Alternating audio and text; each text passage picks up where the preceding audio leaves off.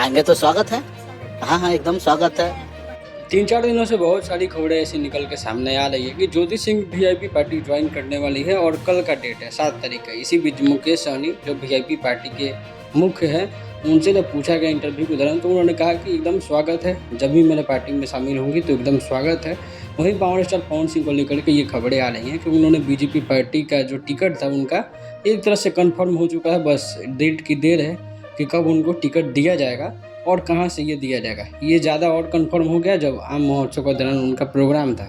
वहीं खेसारी लाल यादव के बारे में मुकेश सहनी बोले कि ये लोग जब पार्टी में आते हैं तो इनको जब टिकट मिलती है तो वोट जहाँ 5,000 6,000 वोट से हम लोग हारते हैं तो ज़्यादा चांसेस रहते हैं कि हम लोग पार्टी हमारी जीत जाए।